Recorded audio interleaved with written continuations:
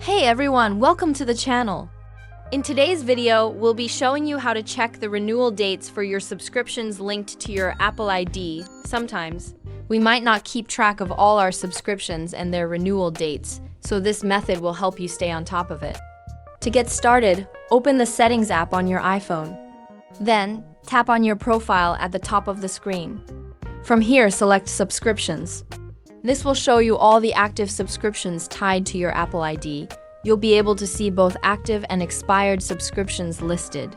Each subscription will display the next renewal date, so you can easily check when they are due for renewal. If you don't see the renewal date listed, tap on the subscription to open it. Inside, you'll find the renewal date clearly stated.